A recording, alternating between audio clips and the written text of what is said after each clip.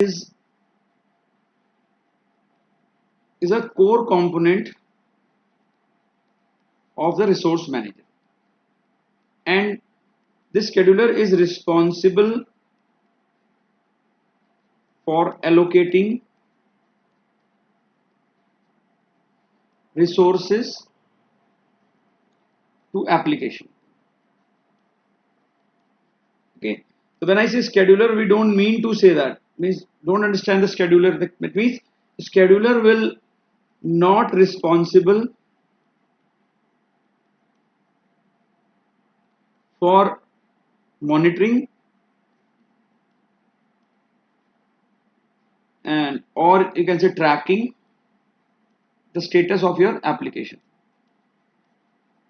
It is not responsible for that, and it is also it will not offer or offer no guarantee about the restarting of any failed task, because this is the responsibility of like resource manager or something like that. Okay, so don't assume that the scheduler is responsible for that.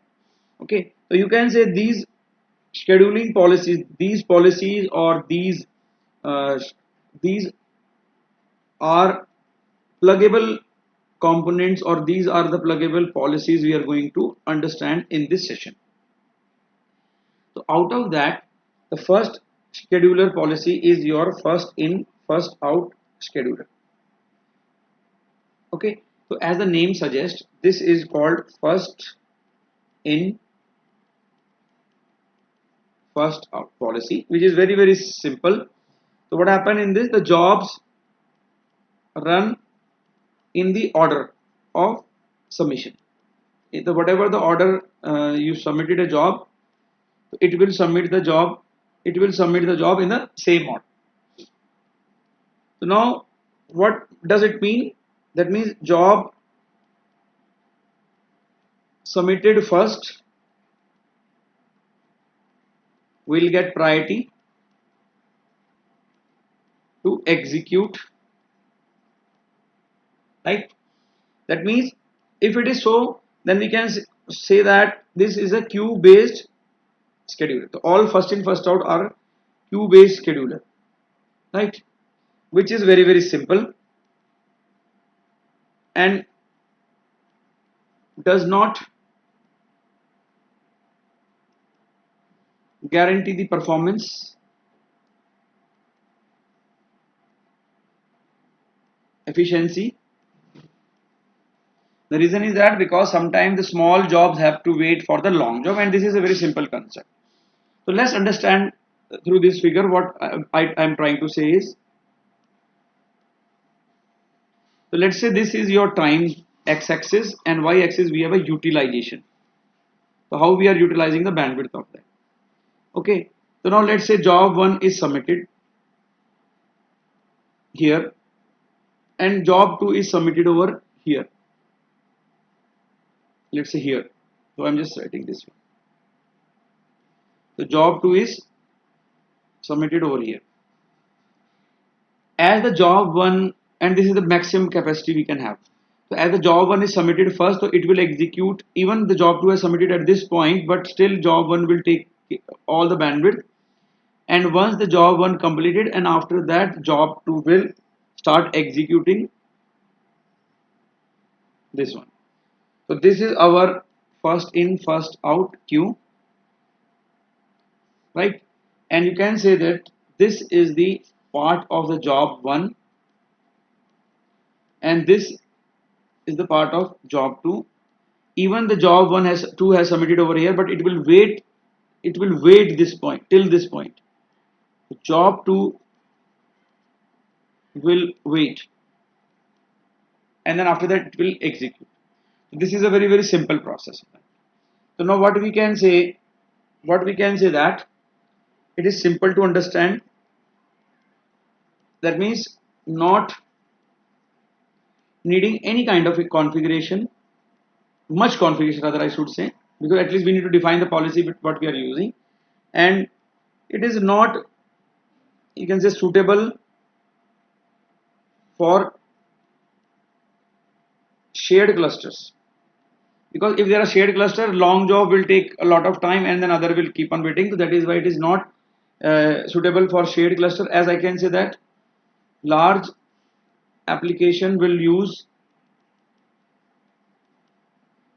all cluster resources,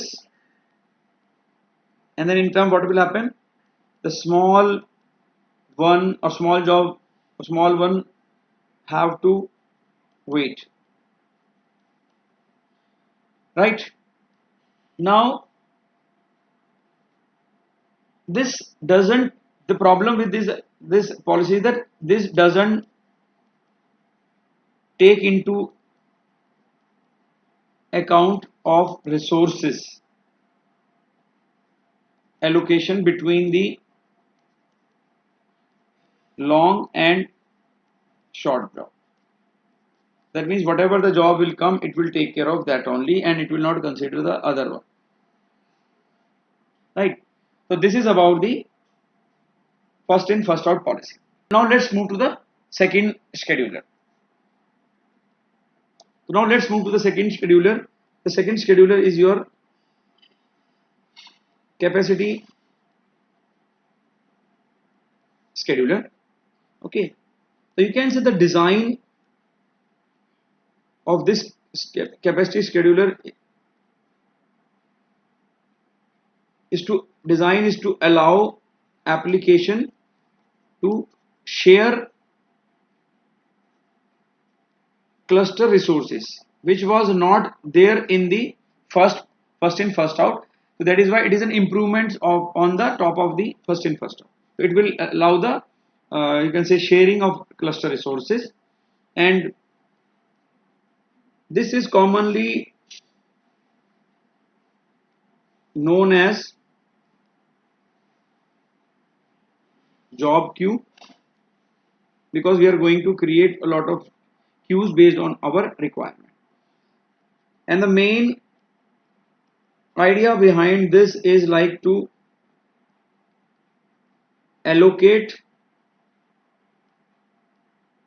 available resources to running application, okay, and based on individual needs, or you can say requirement. So based on requirement and needs, it is going to allocate the available resources. Now what it do for that is like it is having a separate dedicated queues, which will allow your small jobs to start as soon as it is submitted. Because in the previous one there was a problem that it has to wait, small job has to wait, and then that create a problem on like a starving, or have to wait a long for the we have to long for creation completion of the long job, right? So now one of the benefits you can say this is like, in this you can access the capacity resources that not being used by any other application. So what does it mean? I'll just tell you with a diagram. So let me draw the diagram again. So this is your time again, and this is your utilization, right, on y-axis. And now this time you are saying this is the bandwidth of my whole queue. And now because this capacity scheduler will create different dedicated you can say queues for you. So let me draw one queue for, let's say I have two queues. This is my queue B and this is my queue A. So these are two different queues. And let's say I have submitted a job one. I have submitted a job one over here, and after some time I have submitted a job two here at this point, right? So there are two jobs I have submitted. What will happen? So what will happen? So this job one, this is a timeline I'm talking. This is not using this. This is a timeline. So job one, when I submit a job one, so based on the capacity on, because this job one is on A, and this job one is on A, and this job one BQ. Okay, so it is, as it is submitted on QA, and let's say it is going to complete, is a long job, it is going to complete over here. So what it will do, it will use this area and this area, okay, till here. So this will become a job 1, and at this point job 2 is being used. So that means from this point, so let's say till this point, job 2 is utilizing this area. So that means there is a dedicated queue in this, and it will help you in starvation problem and like this, right? So now let's move forward. As you can see that as the capacity queue is reserved for jobs or jobs, that means at the cost of, what is the cost for that? For reserving, what we need to pay? At the cost of overall capacity cluster, overall cluster utilization. Why? Because in case if there is no job in job B, in QB, then this will be utilized unnecessarily. It will be wasted, and only the job running on the QA will not get the benefit of the bandwidth provided by the QB, right? So now this is a problem, and then you can say in this what happened? The larger job finishes later than the first in first out queue. Why? Because you are now utilizing only this part, right? So this will, you are wasting this. Okay, so now what happened? This policy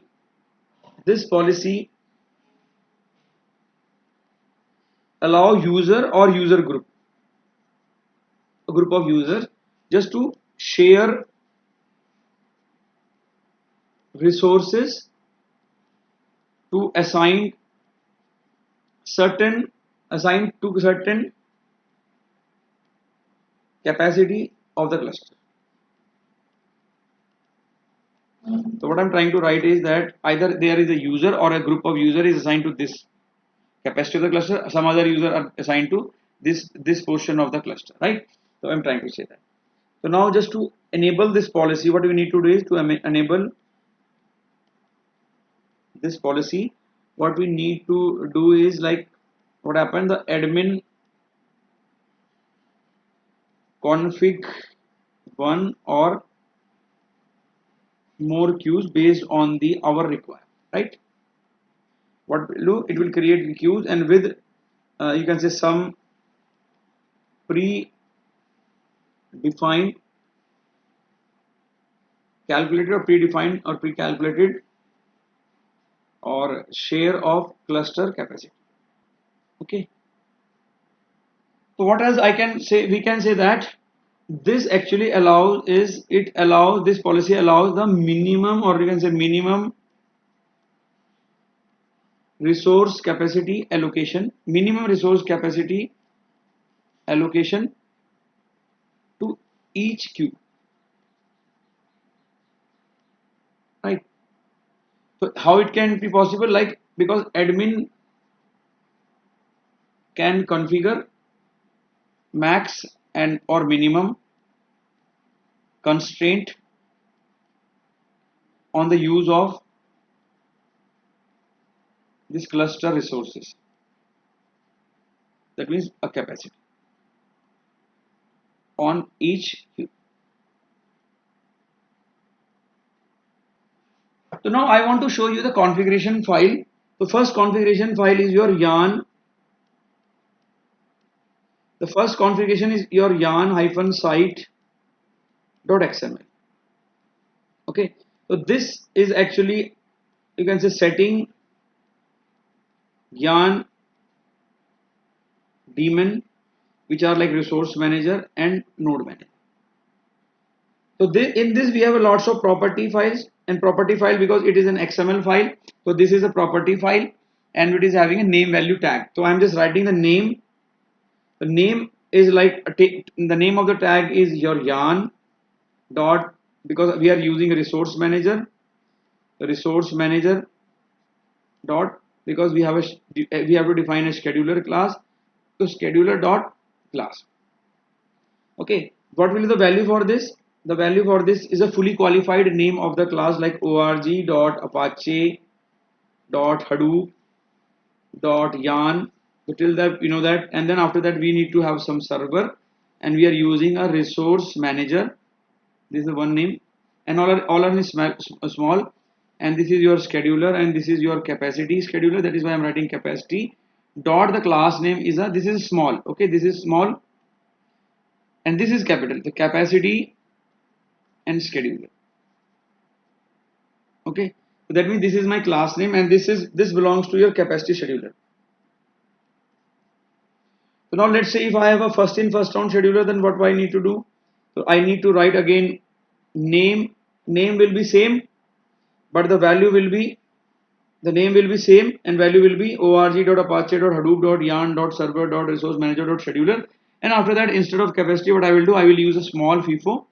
Okay, this is small, and then I need to write a class name which is a FIFO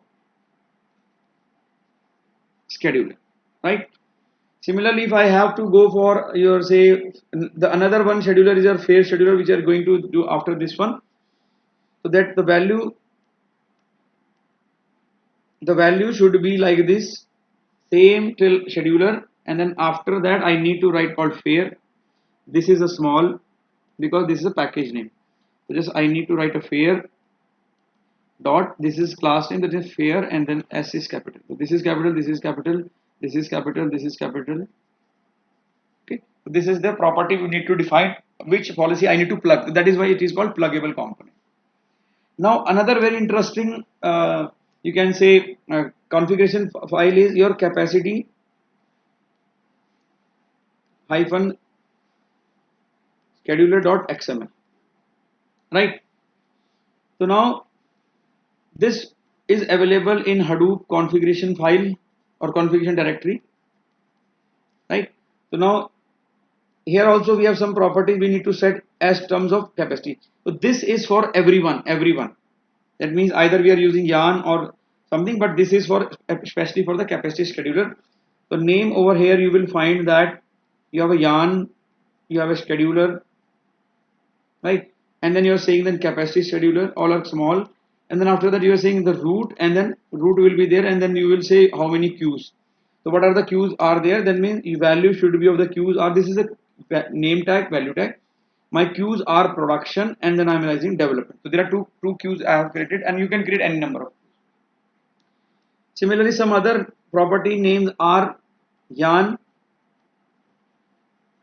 scheduler, capacity, then root, and then I need to define the dev. Now I have a dev, so I'm saying the dev queue. So how many job, what are the job will be there? So I will write value will be like I am putting a job 1 over here and job 2 over here. So just another name I can put yarn dot scheduler dot capacity dot root dot now dev dot capacity. So now I want to define the capacity of the development, then value will be, so let's say development you want to give 60%, and for production let's say yarn dot scheduler dot capacity dot root dot dev we have done. So that means production dot capacity. So that means value should be, let's say I am defining the second is 40%. So 40% of the queue will be assigned to the let's say production, and then 60% is assigned to the development. So last but not the least, another property what you can define is like value yarn dot scheduler dot capacity dot root. In root we have a development, and in development we are saying that the maximum capacity which can be passed to for the development queue is like a 75%. The 75% can go to the maximum capacity, and after that it will not take care of that. So this is about the second scheduler of, this is called a capacity scheduler. So in this, the capacity scheduler, that means we have a dedicated queue for bandwidth for each and every queue. The third, so guys, third scheduling approach is your fair scheduling. So what happened in this fair scheduling is like, the important thing to understand, it will overcome the problem of the second and the first one, right? So it, what it is doing is enable the it enables the memory intensive application to share cluster. So it will allow you the share cluster resources in an efficient way. Okay, so let's understand what is the efficient way of utilizing the cluster. Okay, so now it enable the allocation of resources to application such that all application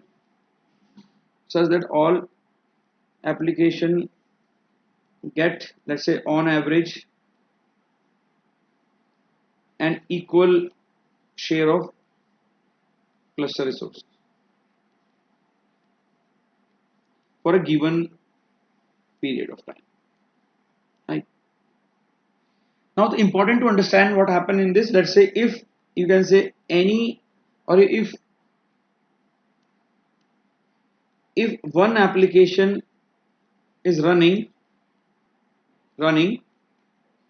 then it might request for all resources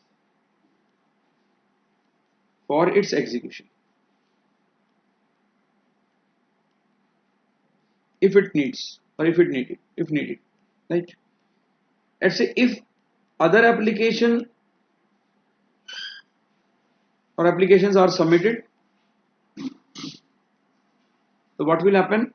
The policy will distribute free resources among application such that each application get a fairly equal share of the resources.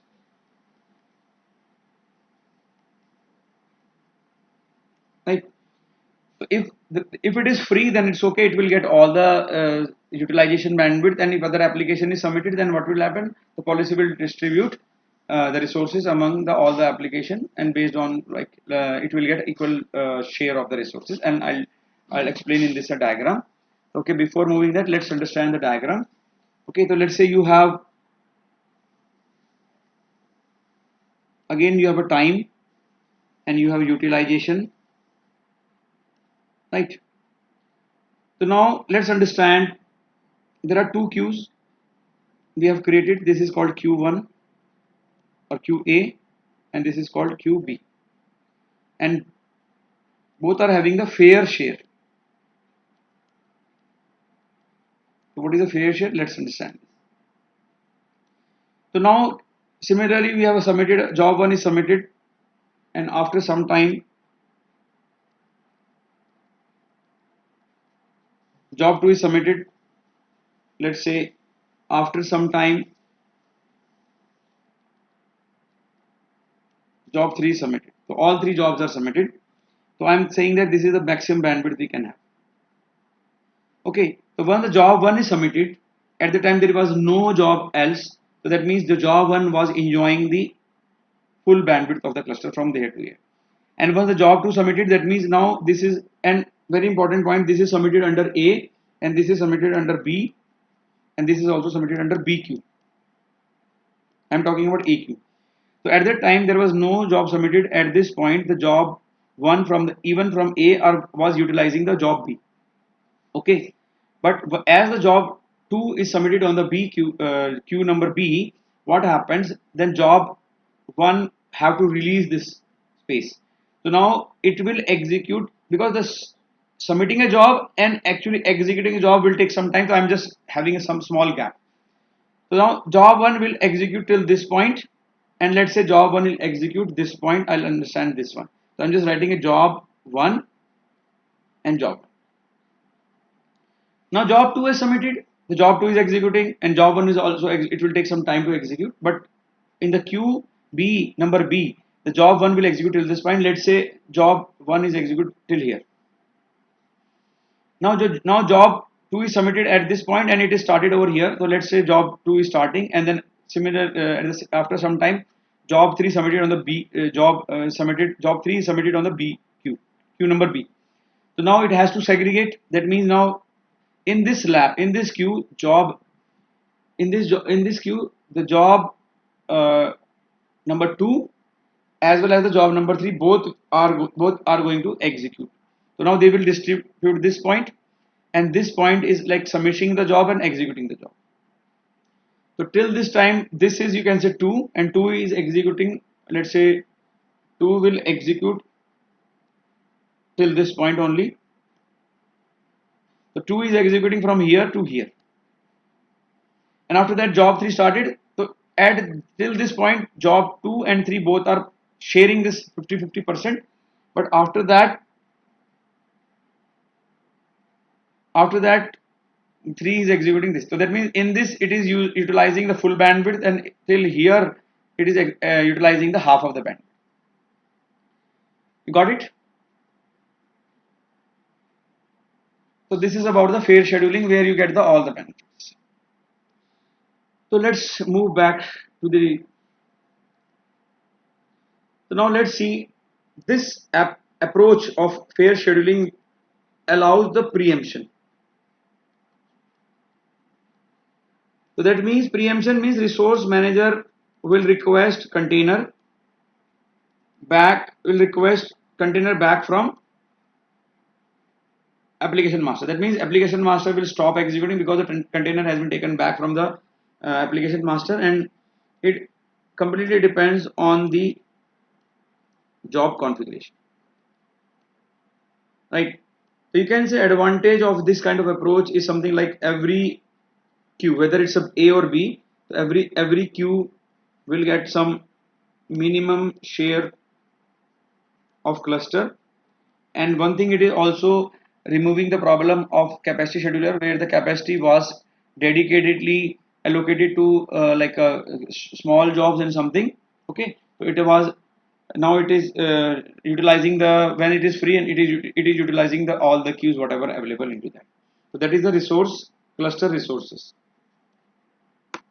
Okay, so now next is very important to note over here is that the application waiting in queue for resources, they get the minimum resource share of resources, right? Now if the resources are more than enough,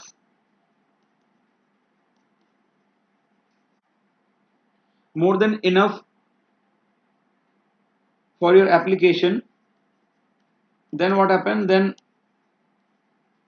excess amount would be distributed, just in case we have done in queue number P. Okay, it will distribute equally among the running application. Let's take a Suraj question. What if the job 1 is finished before job 2 and 3? Yeah, so that is why, just to make a simplicity, if job 1 finished first, then job 2, it depends upon it is finishing over here. Let's say if it is finishing over here, then job 3 will take all the benefit of that. And in case if it finishes over here, then what will happen, they will distribute the 50-50. That is why it is called fair schedule. So whatever bandwidth it is having, it will distribute among that. Suraj, is that okay? Okay. So now let's talk about the preemptions. So what happened? The preemption is actually allowing. This is a special case. So preemption is allowing the scheduler to kill container. So what does it mean? If you kill a container, that means the application master will not execute. It will kill the container for queues that are running with more than fair share of resources, right? So what happened? So resources can be, after killing that, that means resources can be allocated to a queue that is under its fair share, right? So you can say that preemption will reduce, or preemption reduces overall cluster efficiency, since if you terminate, let's say if you terminate, since if you terminate container, right, then needs to be re-executed. If you are terminating any container, then it need to be re-executed, and this re-executions and creation and re-executing then will take a lot of time. So it is something like that. An application master is running, and then it is taking a more than a fair scheduling, and then you want to preempt, and if you set the preemptable as a true, only then. So if you preempt it, then what will happen? It will kill the container. That means application master will be free, and then after some time, then container will be allocated to that application master. What does it mean? Then preempting and reallocating will take a lots of time. That is, it is reduces the overall capacity of the schedule. And how you can set this in a configuration file, that yarn scheduler dot fair dot preemptions is equal to true or false. So that means you can set this preemption true or false like this. So that's all for this today's session.